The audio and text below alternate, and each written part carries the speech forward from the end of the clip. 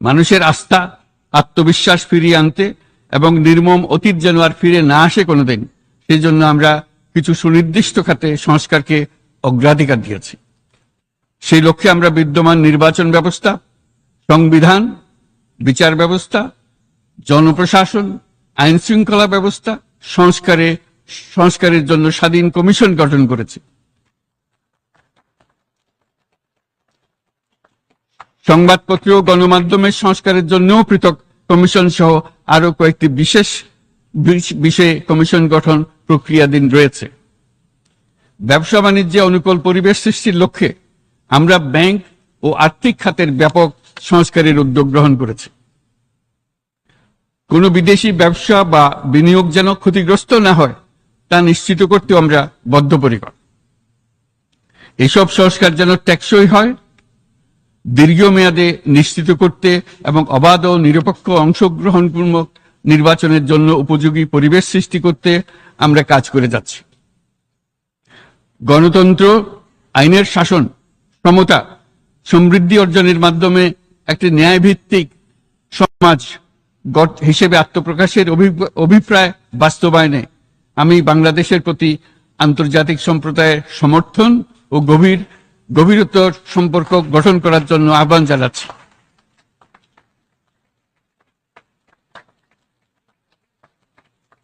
মাননীয় সভাপতি, বাংলাদেশ মনে করে যে শান্তি রক্ষা ও সংঘাত মোকাবেলা জনগণের সমৃদ্ধি নিশ্চিত করার মূল চালিকা শক্তি। সাম্প্রতিক বিপ্লবকালে আমাদের ইতিহাসের সবচেয়ে কঠিনতম সময়ে জনগণের মুক্তির আকাঙ্ক্ষা পূরণে তাদের পাশে দৃঢ়ভাবে দাঁড়িয়ে আমাদের সাহসী সশস্ত্র বাহিনী সমূহ আরো একবার শান্তির প্রতি তাদের অঙ্গীকার প্রমাণ করেছে।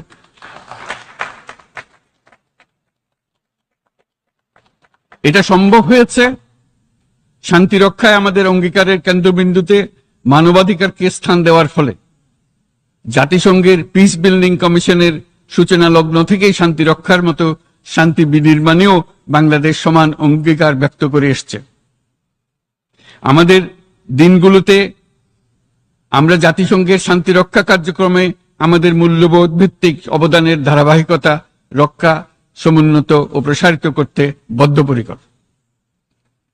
জাতিসংঘে শান্তি রক্ষা কার্যক্রমে অবদানকারী তৃতীয় বৃহত্তম রাষ্ট্র হিসেবে বাংলাদেশ এখন পর্যন্ত 43টি দেশে 63টি মিশনে শান্তিরক্ষী প্রেরণ করেছে।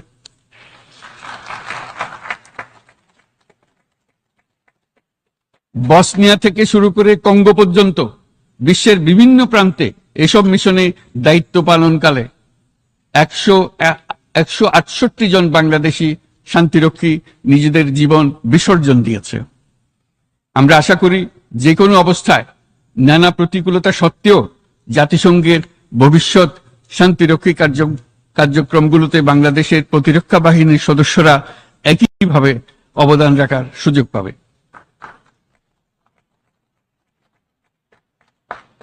মাননীয় সভাপতি, আমাদের সকলের বাসস্থান এই পৃথিবী। বৈশ্বিক অগ্রাধিকারগুলোকে সঠিকভাবে নির্ণয় করতে আগ্রহী। জলবায়ু পরিবর্তন আমাদের সকলের অস্তিত্বের প্রতি হুমকি স্বরূপ। এই গ্রীষ্মে সর্বকালের রেকর্ড ভঙ্গকারী তাপদাহ আমাদের জলবায়ুজনিত পরিবর্তনের কথা স্পষ্টভাবে স্মরণ করিয়ে দিয়েছে।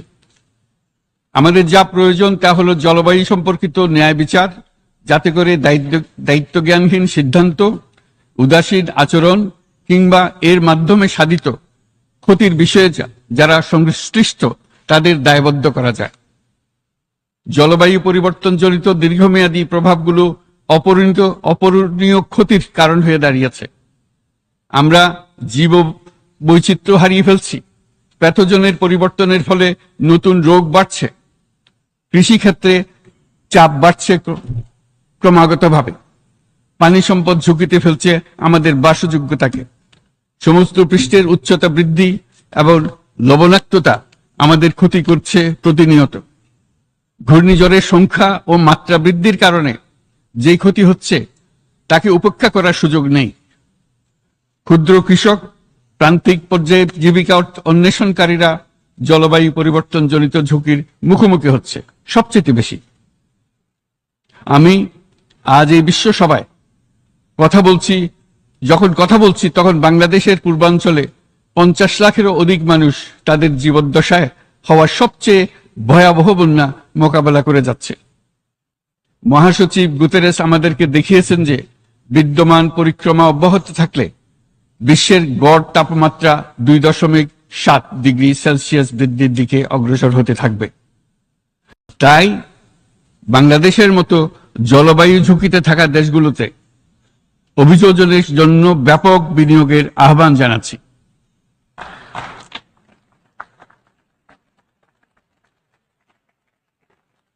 এছাড়াও উদ্ভাবনী শক্তির প্রয়োগ, অতিরিক্ত অর্থায়নের মাধ্যমে লস এন্ড ড্যামেজ ফান্ডকে কার্যকর করা আমাদের জন্য অত্যন্ত গুরুত্বপূর্ণ।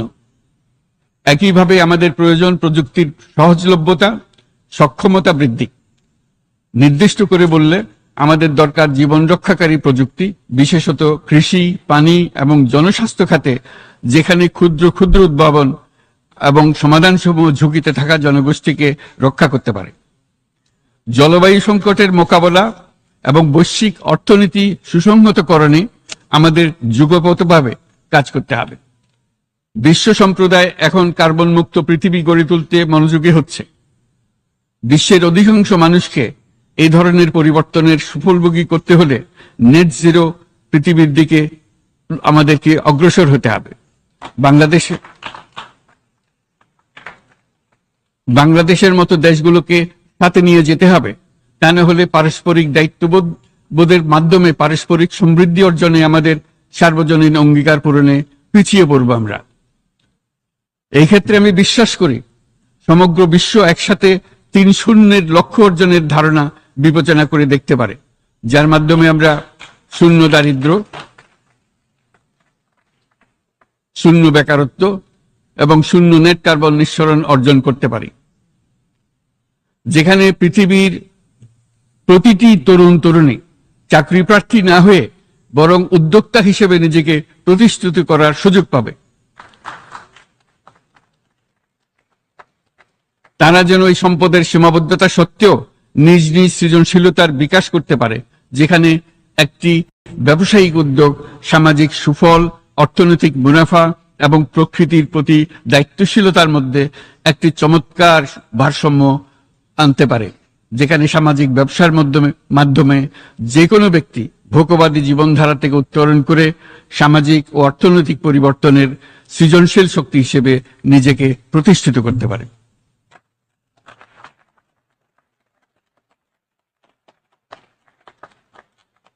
এই সময়ে তাই প্রয়োজন উন্নত উন্নয়নশীল সকল দেশসমূহ এবং বিভিন্ন অংশীদারদের মধ্যে নতুন দৃষ্টিভঙ্গি, নতুন মূল্যবোধ এবং নতুন একতা।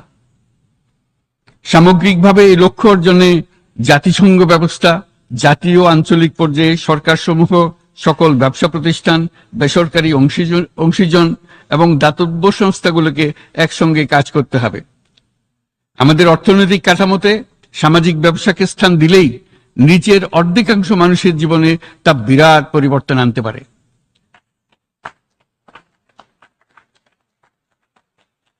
এই পদক্ষেপ একই সঙ্গে জলবায়ুর ধ্বংসাত্মক গতিকে সফলভাবে রোধ করতে পারে এবং বাজার ব্যবস্থার মাধ্যমে এই মীমাংসা হতে পারে।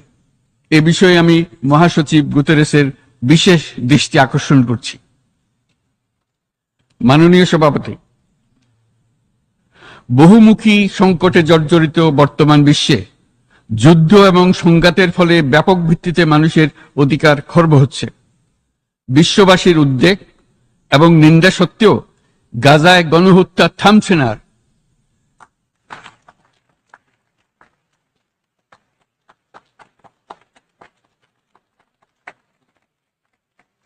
ফিলিস্তিনের মতো বিদ্যমান বাস্তবতা কেবল আরব কিংবা মুসলমানদের জন্যই উদ্বেগজনক নয়, বরং তা সমগ্র মানব জাতির জন্যই উদ্বেগের বিষয়।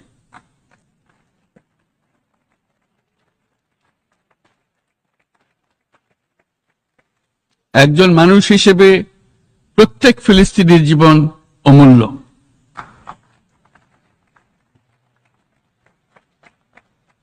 ফিলিস্তিনের জনগণের বিরুদ্ধে যে মানবতা বিরোধী অপরাধ হচ্ছে তার জন্য সংশ্লিষ্ট সকলকে দায়বদ্ধ করতে হবে।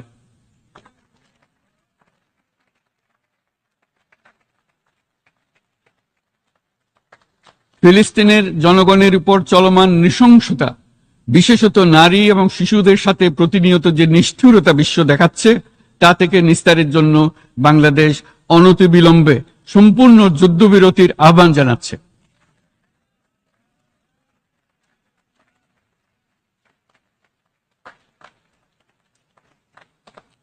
দ্বিরাষ্ট্রভিত্তিক সমাধানেই মধ্যপ্রাচ্যে টেকসই শান্তি আনতে পারবে।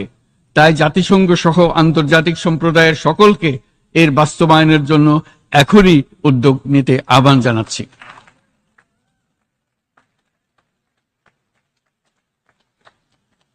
গত 2.5 বছর ধরে ইউক্রেনে চলমান যুদ্ধে বহু মানুষ প্রাণ হারিয়েছে।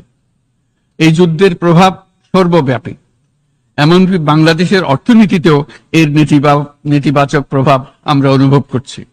আমরা তাই উভয় পক্ষকে সংলাপে বসে বিরোধ নিরসনের মাধ্যমে যুদ্ধের অবসান ঘটানোর আহ্বান জানাচ্ছি।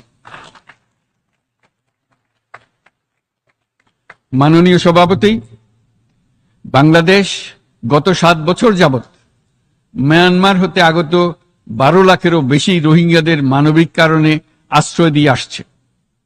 এর ফলে আমরা বিরাট সামাজিক, অর্থনৈতিক, পরিবেশগত ক্ষতির সম্মুখীন হচ্ছি। মায়ানমারের অভ্যন্তরীণ সমস্যা থেকে সৃষ্ট এই সংকট বাংলাদেশ ও আমাদের অঞ্চলের জন্য প্রথাগত ও অপ্রথাগত উভয় ধরনের নিরাপত্তা ঝুঁকির কারণ হয়ে দাঁড়িয়েছে। মায়ানমার থেকে বাংলাদেশে বলপূর্বক বাস্তুচ্যুত রোহিঙ্গাদের সহায়তা করতে আমরা অঙ্গীকারবদ্ধ। আমরা রোহিঙ্গাদের জন্য মানবিক সহায়তা কার্যক্রম চালু রাখা এবং তাদের টেকসই প্রত্যাবর্তন নিশ্চিত করার উদ্দেশ্যে আন্তর্জাতিক সম্প্রদায়ের পর্যাপ্ত সহায়তা অব্যাহত রাখার আহ্বান জানাচ্ছি। রোহিঙ্গাদের সাথে সংগঠিত হওয়া ব্যাপক ভিত্তিক মানবাধিকার লঙ্ঘনের জন্য আন্তর্জাতিক বিচার আদালত এবং আন্তর্জাতিক অপরাধ আদালতে চলমান বিচার প্রক্রিয়ার মাধ্যমে ন্যায় বিচার নিশ্চিত করাও সমানভাবে গুরুত্বপূর্ণ। রোহিঙ্গারা যাতে নিজ দেশে স্বাধীন এবং মর্যাদাপূর্ণ জীবন যাপন করতে পারে, সেই লক্ষ্যে অনুকূল পরিবেশ তৈরিতে জাতিসংঘ অন্যান্য আন্তর্জাতিক প্রতিষ্ঠানের ধারাবাহিক প্রচেষ্টার প্রশংসা দাবিদার। এই লক্ষ্যে রোহিঙ্গারা যাতে পর্যাপ্ত নিরাপত্তা ও অধিকার নিশ্চিত করে তাদের নিজ ভূমি রাখাইনে ফিরে যেতে পারে, তার পথ সুগম করা অত্যন্ত দরকার। মায়ানমারে প্রতিনিয়ত পরিবর্তনশীল অবস্থা বিবেচনায় রেখে বাংলাদেশ আন্তর্জাতিক সম্প্রদায়ের সাথে একযোগে রোহিঙ্গাদের নিজ দেশে মর্যাদাপূর্ণ টেকসই প্রত্যাবর্তনের জন্য পরিবেশ সৃষ্টিতে কাজ করতে প্রস্তুত।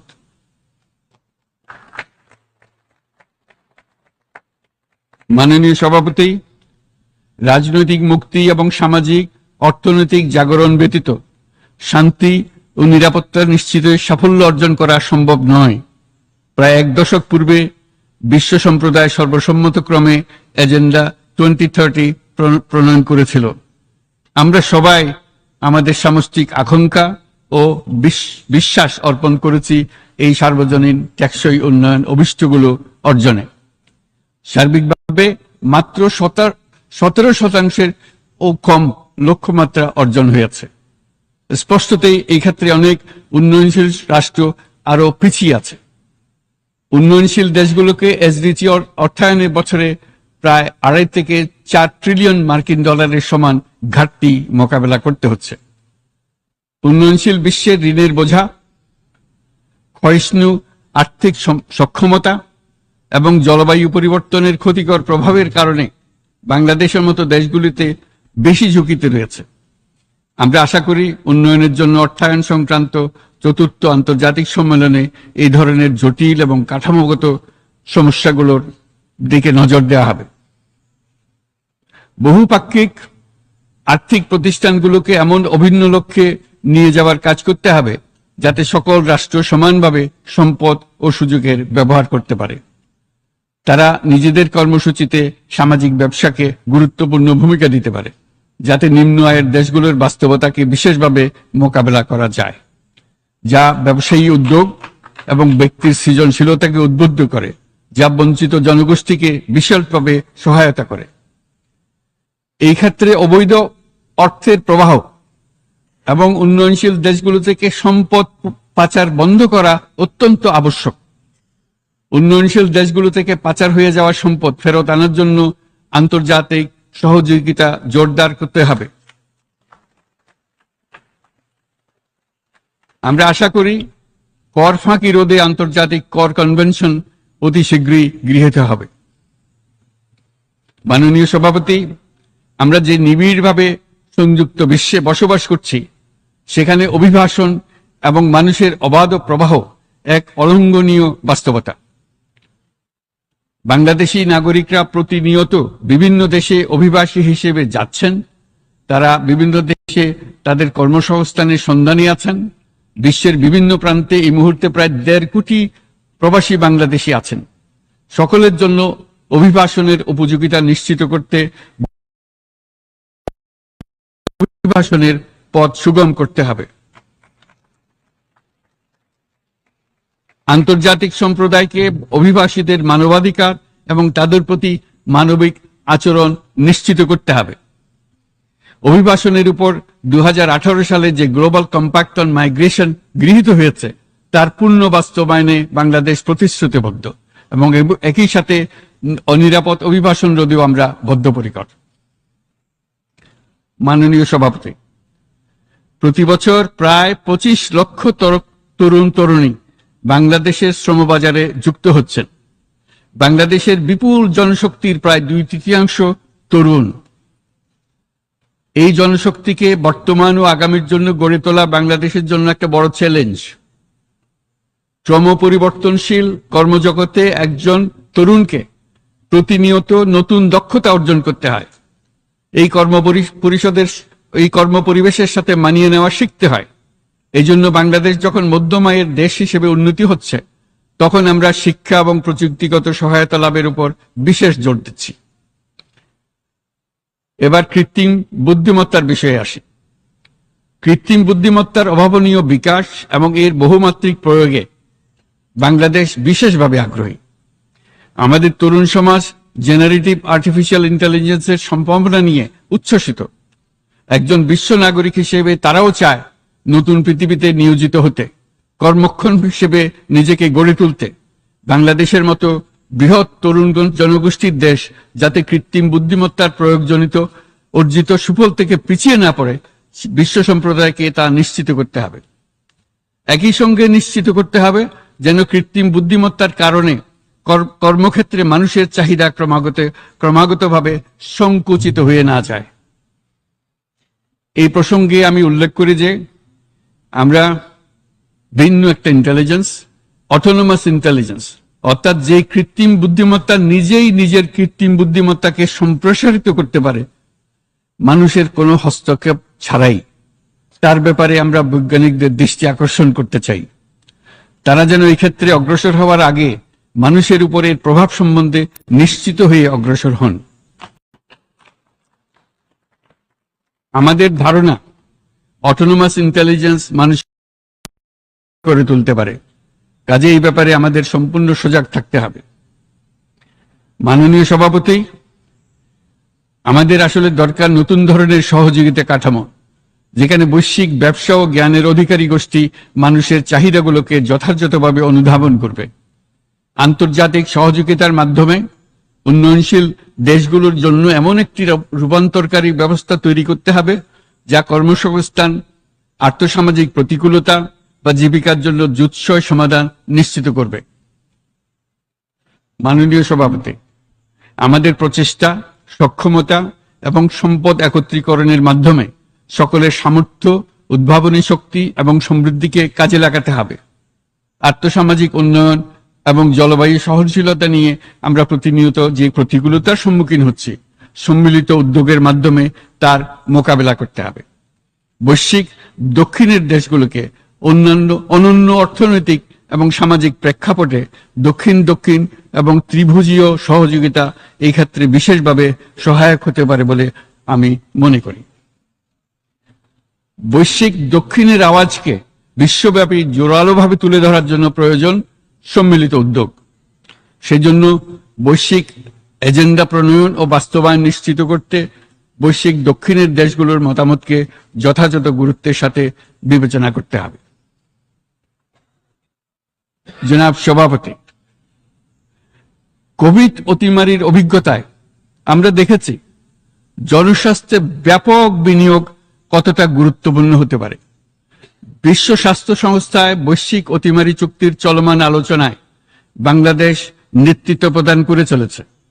আমরা চাই কার্যকর আন্তর্জাতিক সহযোগিতা, জনস্বাস্থ্য ব্যবস্থায় অর্থায়ন, প্রযুক্তি হস্তান্তর, গবেষণা ও উন্নয়ন, ভ্যাকসিন থেরাপিউটিক্সের উৎপাদন, বহুমুখীকরণ এবং সকল ভ্যাকসিনকে মেধাস্বত্ব অধিকার মুক্ত ঘোষণা করার ব্যাপারে ঐক্যমত্য গঠন। অসংক্রামক রোগসমূহের বিরুদ্ধে লড়াইয়ে এই বিষয়গুলি অত্যন্ত গুরুত্বপূর্ণ। জনাব সভাপতি, এবছর আমরা জাতিসংঘের সাথে বাংলাদেশের অংশীদারিত্বের সুবর্ণ জয়ন্তী উদযাপন করছি। গত 50 বছর ছিল আমাদের জন্য একটা পারস্পরিক শিক্ষণীয় সম্মিলিত যাত্রা। সীমিত উপায়ে বাংলাদেশ বৈশ্বিক শান্তি ও নিরাপত্তা, ন্যায়, সমতা, মানবাধিকার প্রতিষ্ঠায় ধারাবাহিকভাবে অবদান রেখে আসছে। আমাদের সমন্বিত প্রয়াসের পেছনে আছে সত্যিকার অর্থে একটি নিয়মভিত্তিক বৈশ্বিক ব্যবস্থা গড়ে তোলা। এই প্রসঙ্গে উদাহরণ হিসেবে আমি স্মরণ করছি 1999 সালে জাতিসংঘ সাধারণ পরিষদে ক্ষুদ্র ঋণের উপর গৃহীত রেজুলেশনের কথা। সেই সময় জাতিসংঘ 2005 সালকে ইয়ার অফ মাইক্রোক্রেডিট ঘোষণা করেছিল, যার ফলে ক্ষুদ্র ঋণ বিশ্বব্যাপী সম্প্রসারিত হবার সুযোগ পেয়েছিল। একই সময়ে বাংলাদেশের উদ্যোগে গঠিত হয়েছিল ফ্রেন্ডস অব মাইক্রোক্রেডিট। 2001 সাল থেকে সাধারণ পরিষদে কালচার অফ পিস সংক্রান্ত বাৎসরিক যে রেজলিউশন গৃহীত হয়ে আসছে, বা নিরাপত্তা পরিষদে নারী, শান্তি ও নিরাপত্তা সংক্রান্ত যে 1325 নম্বর রেজলিউশন গৃহীত হয়েছিল, তা বাংলাদেশের বিশ্বজনীন উদ্যোগগুলোর প্রতিফলন এবং অবদান। মাননীয় সভাপতি, আজ এই মহান বিশ্বসভায় বিশ্ব নেতৃবৃন্দের উপস্থিতিতে প্রতিধ্বনিত হচ্ছে শান্তি, নিরাপত্তা, ন্যায় বিচার প্রতিষ্ঠা এবং সম্পদের সুষম বন্টনের মাধ্যমে সকলের অন্তর্ভুক্তি নিশ্চিত করার আহ্বান। সদস্য রাষ্ট্র হিসেবে আমাদের প্রত্যেককে আজ গভীরভাবে অনুধাবন করতে হবে কিভাবে আমরা নারী, পুরুষ সকলের জন্য ও আগামীর দিনগুলোতে উদ্যোক্তা হবার সমান সুযোগ সৃষ্টি এবং তাদের ক্ষমতায়ন নিশ্চিত করতে পারি। সকল বৈশ্বিক সমস্যার সমাধানের জন্য আমাদের সবার হাতে যথেষ্ট সক্ষমতা, সম্পদ এবং উপায় রয়েছে। আসুন আমরা জাতীয় বা আন্তর্জাতিক যেসব প্রতিশ্রুতি দিয়েছি তা বাস্তবায়ন করি এবং অর্থনৈতিক ক্ষেত্রে সামাজিক ব্যবসার ধারণা প্রতিষ্ঠিত করে সকল প্রকার বৈষম্য, অসমতার অবসানে ঐক্যবদ্ধভাবে আমরা কাজ করি। বাংলাদেশের তরুণরা প্রমাণ করেছে যে মানুষের স্বাধীনতা, মর্যাদা ও অধিকার সমুন্নত রাখার অভিপ্রায় কোনো উচ্চাভিলাষ নয়, বরং এটা সকলের নিশ্চিত প্রাপ্য। আজ এই মহান সমাবেশে আপনাদের উপস্থিতিতে শান্তি, সমৃদ্ধি ও ন্যায় বিচার নিশ্চিত করতে আন্তর্জাতিক, আঞ্চলিক এবং জাতীয় পর্যায়ে বাংলাদেশে তার ভূমিকাকে ক্রমাগতভাবে জোরদার করার নিশ্চয়তা দিচ্ছে।